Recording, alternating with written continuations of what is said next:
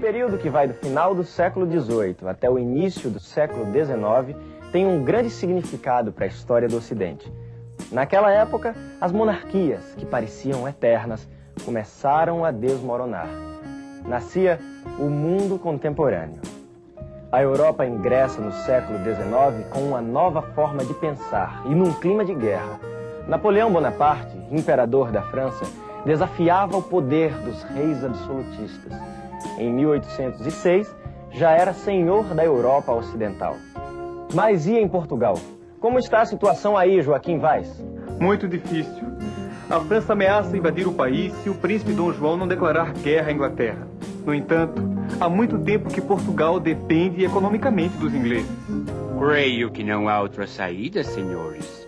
Ou a coroa portuguesa sucumbe diante do exército francês ou retira-se provisoriamente para o Brasil. Mas Dom João precisa da garantia de proteção da esquadra inglesa durante toda a viagem. Of course.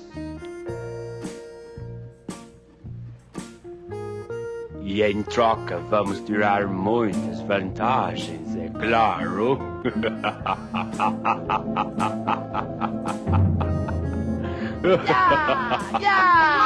Emanuel, os franceses estão chegando! Podes vir, Napoleão! Podes vir que eu estou pronto para o combate! Deixa-te de tolices, miúdo! Por enquanto, o combate é para ver quem consegue embarcar para o Brasil. Dizem que tem mais de 10.000 pessoas no porto em busca de um lugar nos navios.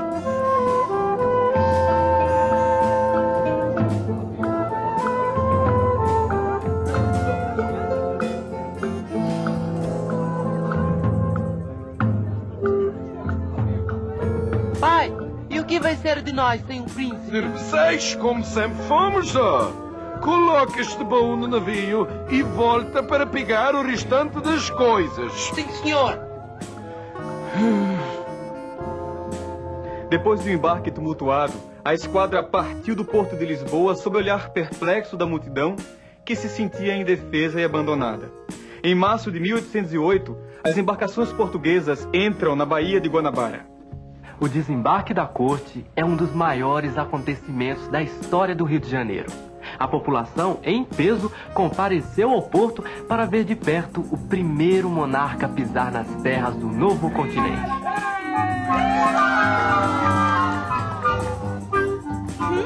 Que horror! Antes Luanda, Moçambique ou Timor, a esta pedentina que é o Rio de Janeiro. Calma, mulher. Aos poucos vou realizar melhoramentos aqui. Logo esta cidade será digna da realeza. Meu Deus! Quem é aquele homem tão feio com aquela mulher horrorosa? Não digas isto do nosso príncipe. Aquele é o príncipe? É, sim. E aquela é Dona Carlota Joaquina, a esposa do príncipe. E você conhece a família real? Eu sou português e faço parte da... Quer dizer, fazia parte da comitiva. Eu estava no porto com meu pai, embarcando os baús do nosso patrão, e adormeci no navio. Quando acordei, estava sozinho em alto mar, sem meu pai, sem meu amo, que não conseguiu embarcar. Pobre papai, deve ter ficado desesperado.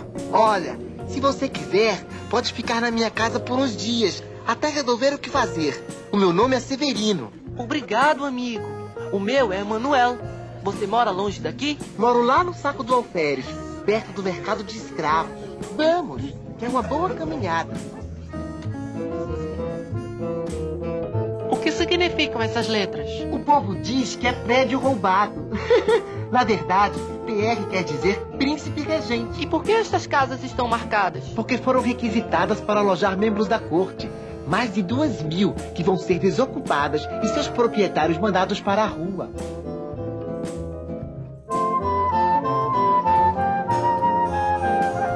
E a sua casa também foi requisitada? Ah, nem o nobre ia querer morar na minha casa. Entra! Benção, pai. Deus te abençoe, filho. Este aqui é o Emanuel. Como vai, Emanuel? Pai, ele veio de Portugal por acaso e não tem onde morar. Às vezes o acaso pode trazer grandes oportunidades, Emanuel. Se você tiver jeito e quiser ser meu aprendiz, em pouco tempo consegue o dinheiro para voltar a Portugal. É. Essa cidade agora vai começar a crescer. O Alvará de 1º de abril é uma lei que permite o desenvolvimento de qualquer atividade industrial no Brasil. Outra boa notícia é que o príncipe já deu o aval para a criação do Banco do Brasil, o que será para nós ótimo. O problema é que com a abertura dos portos fica difícil concorrer com os produtos ingleses que são mais baratos e melhor qualidade. Não se enganem, meus senhores. O interesse dos ingleses é manter uma posição cada vez mais privilegiada no Brasil. A Inglaterra foi a maior beneficiária da abertura dos portos brasileiros às nações amigas. Até mesmo porque, naquele momento, era o único país europeu em condições de enviar embarcações ao Brasil. Outras medidas adotadas por Dom João vieram beneficiar ainda mais a posição econômica dos ingleses. E por estarem justos e acordados, as coroas de Portugal e Inglaterra assinam os tratados de aliança e amizade e de comércio e navegação, através dos quais reafirmam os laços de cooperação e fraternidade que sempre existiram entre as duas nações. Fraternidade? Eles querem mesmo é tomar conta de vez do comércio no Brasil. Como se não bastasse a quebra do nosso monopólio no comércio com o Brasil, Dom João nos impõe mais um duro golpe. É um absurdo! Os portugueses pagando mais caro que os ingleses para comercializar com sua própria colônia. Essas novas taxas do Tratado de Comércio e da Navegação praticamente acabam com a nossa margem de lucro. Portugal fica cada vez mais em situação inferior. Se Portugal sofre um crescente abatimento econômico e moral, no Brasil acontece exatamente o contrário. Além do crescimento do comércio, a presença da corte alterou o estilo de vida do país.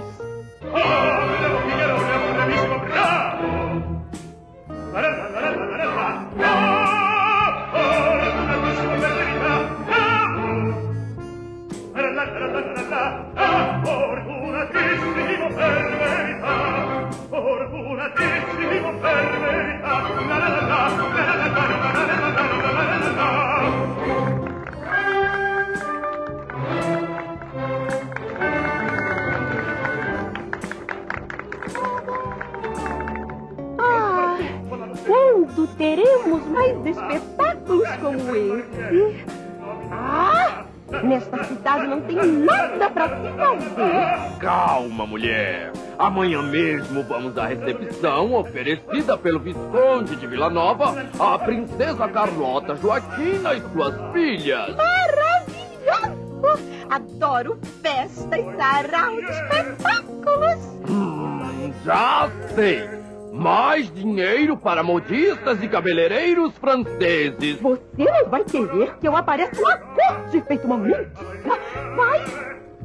Rio de Janeiro, março de 1814. Senhor meu pai, ouça benção. Por aqui as coisas vão muito bem. Continuo trabalhando com o Sr. Januário e os negócios caminham bem. Após 7 anos da minha chegada, fico abismado com as mudanças ocorridas na cidade. As ruas foram ampliadas e calçadas e o comércio está repleto de lojas. Mas os velhos costumes permanecem. Os festejos de rua ainda são o maior divertimento popular. Emanuel, hora de fechar a loja. Hoje tem espetáculo no Teatro do Largo do Rosário. Então, princesa, estás gostando do baile? Não podem esses mosquitos horríveis! O que tens aí, negra? Bolinho de mandioca com frutas. Eu nunca vou me acostumar com o cardápio pobre deste povo.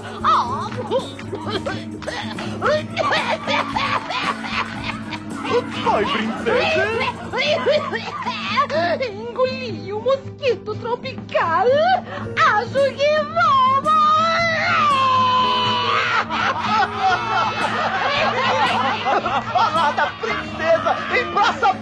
Isso dá cadeia! Se os homens da intendência aparecerem aqui...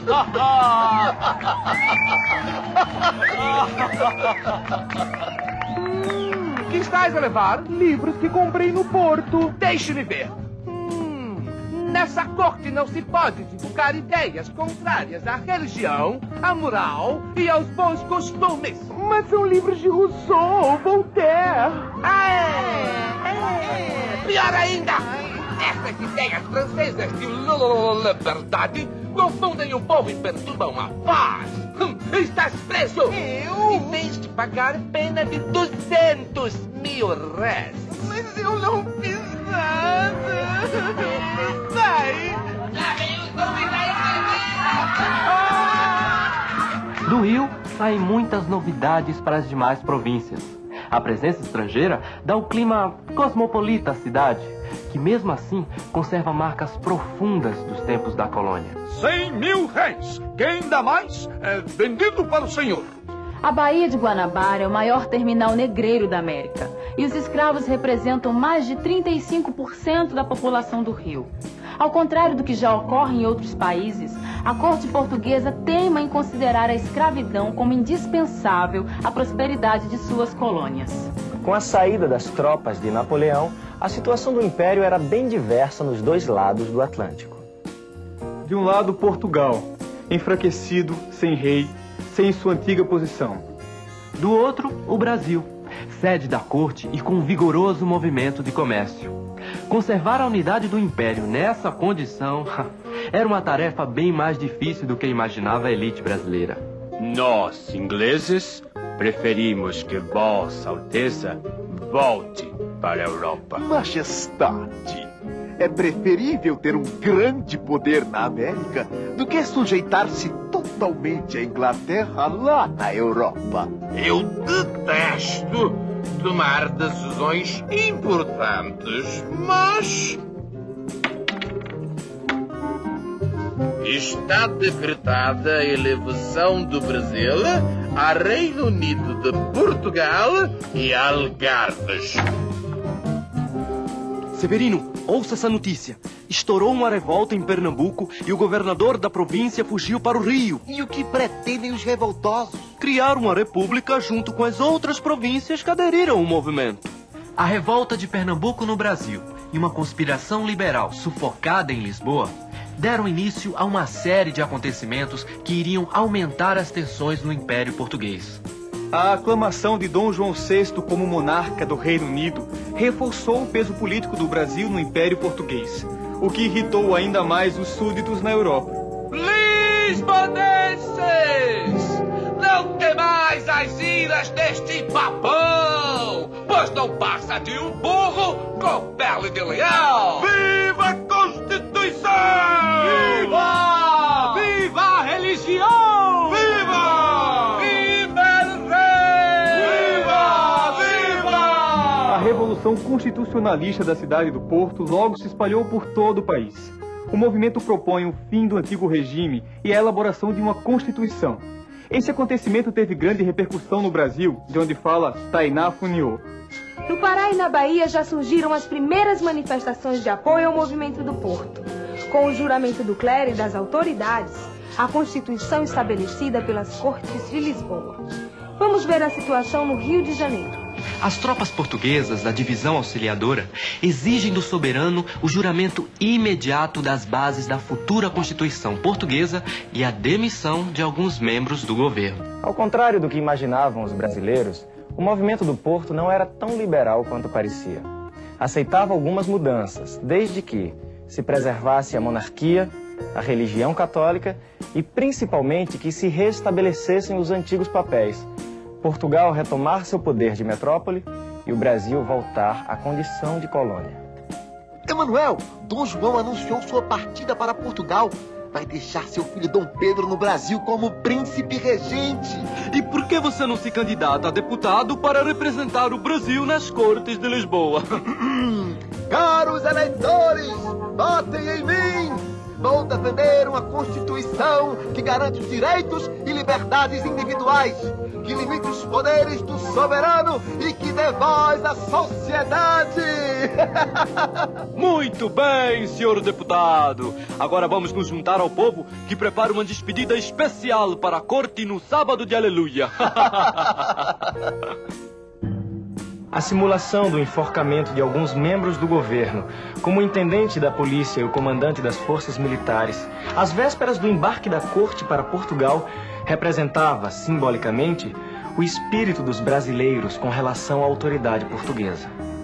Veja no próximo episódio como a partida de Dom João VI criou condições para o confronto entre forças tradicionais e renovadoras que iriam marcar as primeiras décadas do século XIX no Brasil.